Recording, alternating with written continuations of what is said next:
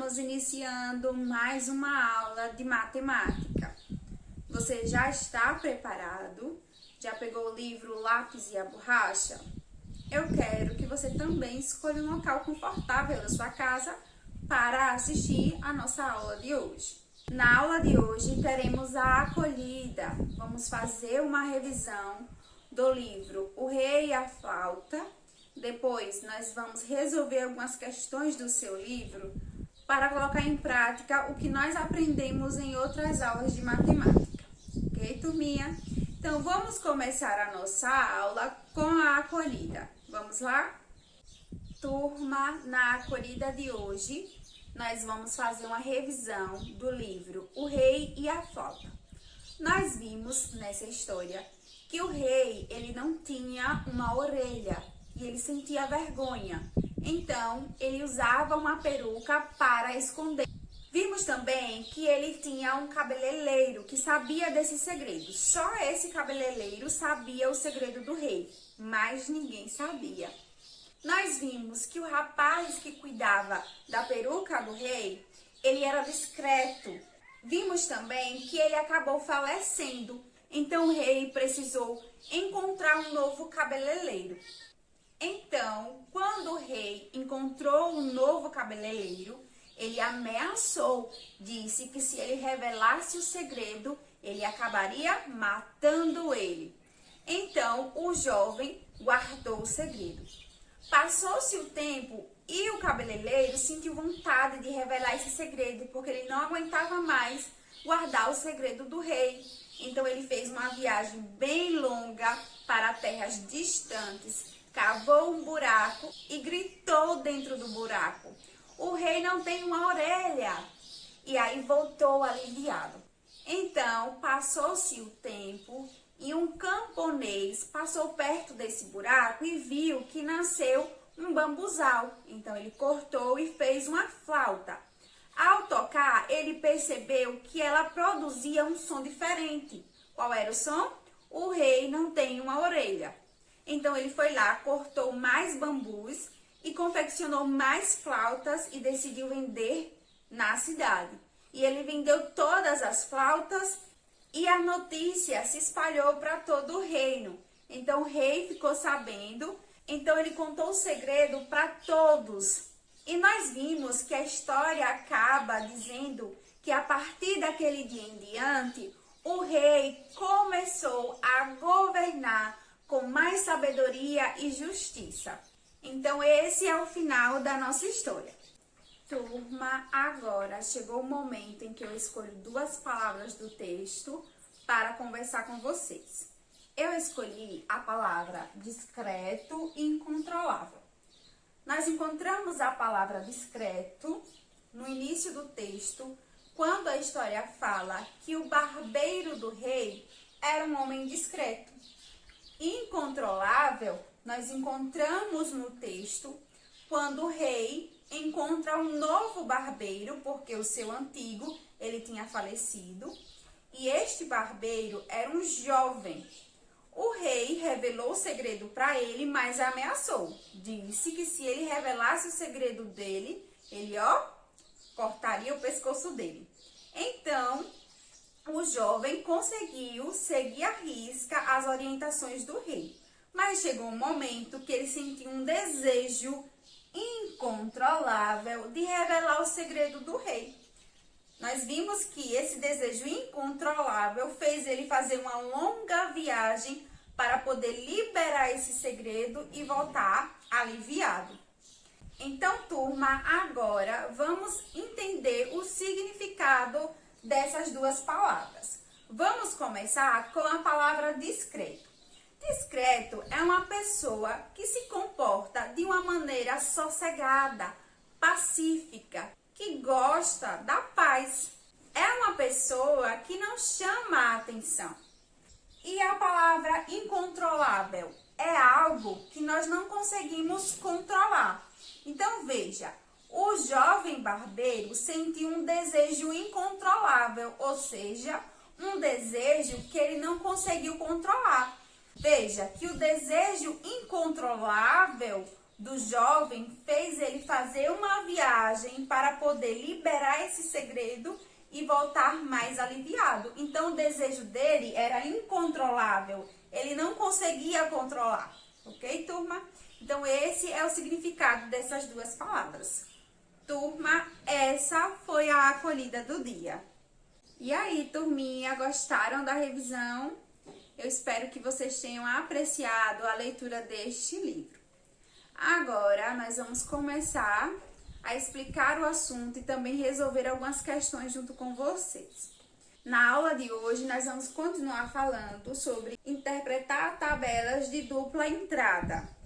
Então, para continuar falando desse assunto, nós vamos resolver a questão de número 2 da página 151. Eu vou fazer a leitura e quero que vocês acompanhem junto comigo. Diz assim: Eduardo quer comprar um celular novo e separou 3 modelos. Veja só, modelo A, B e C. Veja os celulares e o valor de cada um. O modelo A, o valor dele é de R$ 1.200, o B, R$ 1.490, o C, R$ 1.750. Como os valores eram respectivamente próximos, Eduardo resolveu pedir a opinião de 30 amigos sobre os modelos de celular que separou. Com base na opinião dos amigos sobre a funcionalidade e os recursos de cada modelo, Eduardo fez a seguinte tabela. Vamos observar a tabela que ele fez? O título da tabela é Comparação dos modelos de celular. Aqui nós temos os modelos A, B e C e aqui as características. Ele pediu a opinião dos amigos em funcionalidade e recursos. E aqui nós estamos vendo os votos de cada amigo. A fonte dessa tabela é Amigos do Eduardo, março de 2018. Vamos para a letra A, que diz assim: em relação à funcionalidade, qual modelo teve a preferência dos amigos de Eduardo? Olha só, turma, em relação à funcionalidade. Está aqui, ó. O modelo que teve a preferência dos amigos de Eduardo é o modelo que foi mais votado. Qual foi o modelo que foi mais votado? Veja, o modelo A recebeu 5 votos, o B 16 e o C 9. Então, nós podemos concluir que o mais votado aqui, ou seja, o modelo que teve a preferência dos amigos de Eduardo, foi o modelo B. Então, a resposta da letra A é modelo B, ok? Vamos agora para a letra B. Considerando os recursos, o mais votado é o mais barato? Qual é o valor dele? Olha só, turma. Considerando os recursos, ou seja, funcionalidade e recursos, nós temos que descobrir se o mais votado é o mais barato. Vamos lá? Então, observe aí na tabela o modelo A. Ele recebeu, ó, 5 votos, não é isso? Mais 8 votos. 5 mais 8 é igual a 13, né, turma? Então, ele recebeu 13 votos, não é isso? O modelo B agora. Vamos ver? O modelo B, ele recebeu 16 mais 12, não é isso? Turma, quanto é 16 mais 12? Vamos fazer uma continha, olha só, 16 mais 12. 6 mais 2 é igual a 8, 1 mais 1 é igual a 2. Então, 16 mais 12 é igual a 28. Vamos agora ver o modelo C. O modelo C recebeu 9 votos em funcionalidade e 10 votos em recursos. Então, veja, 9 mais 10 é igual a 19, né, turma? O mais votado dos 3 modelos foi o modelo B, com 28 votos. Então, ele pergunta se o mais votado é o mais barato. Vamos ver se o modelo B é o mais barato? O modelo B custa R$ 1.490. E o modelo A custa 1.200. Olha só, o modelo A é o mais barato e não o modelo B. O modelo C custa 1.750. Então, quer dizer que a resposta aqui é não, porque não é o B que é o mais barato, é o A, não é, turma? Então, a resposta aqui é não. E qual é o valor do modelo B? O valor do modelo B é de R$ 1.490. Então, a resposta da letra B é não. E vocês vão colocar o valor. O valor dele é R$ 1.490. Essa é a resposta da letra B. Vamos para a letra C. Diz assim: agora, complete o gráfico abaixo com os modelos avaliados pelos amigos de Eduardo. Então, observe o gráfico. Ele está todo organizado. Nós vamos completar aqui nos quadrinhos, tá? Vamos colocar qual é o modelo aqui, o modelo desse e o modelo desse. Veja que a legenda diz que o verde está relacionado aos votos da funcionalidade e o roxo está voltado para os votos dos recursos. Então, veja, qual foi o modelo que recebeu 5 votos em funcionalidade? Isso mesmo, é o modelo A. Ele recebeu 5 em funcionalidade e olha só, 8 aqui, ó, 8 em recursos, né? Isso, turma, então aqui vocês vão colocar a letra A. Qual foi o modelo que recebeu em funcionalidade 16 votos? Olha só, a barrinha do verde passa um pouquinho do 15, então é 16. Qual foi esse modelo? Isso mesmo, foi o modelo B, recebeu 16 votos em funcionalidade e 12 votos em recursos.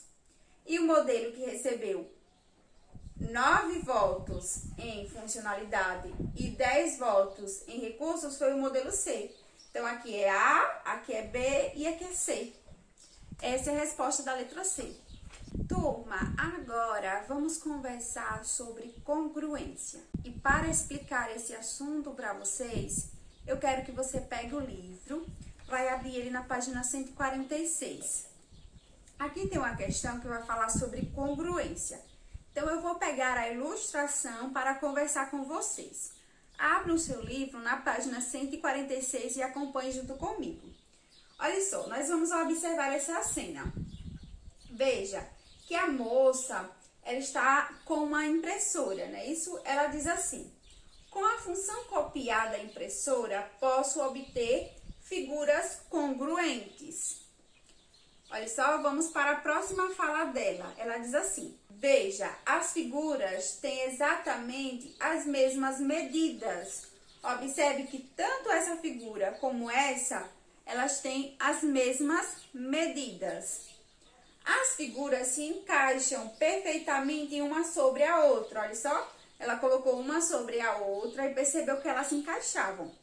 Então, turma, nós podemos dizer que duas figuras, elas são congruentes quando elas são idênticas na forma e também no tamanho, como nós vimos aqui na ilustração. Agora, veja, aqui na questão, ele pede para você marcar os pares de figuras que são congruentes. Se você observar, essas duas figuras, elas são congruentes. Se você colocar uma sobre a outra, você vai perceber que elas vão se encaixar. Então, elas são congruentes. A mesma coisa acontece com essas outras duas figuras. Se você encaixar uma na outra, vai perceber que elas se encaixam, tá? Que elas se ajustam, elas têm a mesma forma e o mesmo tamanho. Então, nós dizemos que essas figuras, elas são congruentes, ok? Turma, agora que você já sabe o que são figuras congruentes, tá? Nós vamos resolver a questão de número 4 da página 153. A questão 4 diz assim: desenhe e pinte um par de figuras congruentes que tenham 9 vértices cada um. Então, veja, eu desenhei aqui no meu quadro um exemplo dessa figura que a questão está pedindo. Veja que essa figura que eu desenhei, ela tem 9 vértices. Observe. 1, 2, 3, 4, 5, 6, 7, 8, 9. E essas duas figuras, elas são congruentes. Por quê? Porque elas têm o mesmo tamanho e o mesmo formato. Ok, turma? Então, essa é uma possível resposta para a questão 4. Você pode fazer a mesma coisa utilizando uma régua. Você vai desenhar aqui nesse espaço figuras congruentes, vai desenhar duas figuras e elas devem ser congruentes, ou seja, ter o mesmo formato e o mesmo tamanho. Além disso, a questão quer que você desenhe uma figura que tenha 9 vértices. Então, essa figura que você vai desenhar, ela precisa ter 9 vértices, ok, turma? Essa que eu desenhei é uma possível resposta. Turma, essa foi a aula do dia. Eu espero que vocês tenham gostado bastante da acolhida, do assunto e de resolver as questões junto comigo. A nossa aula, ela está chegando ao final. Eu vou ficando por aqui, mas vou te esperar na próxima aula de matemática. Tchau e até a próxima!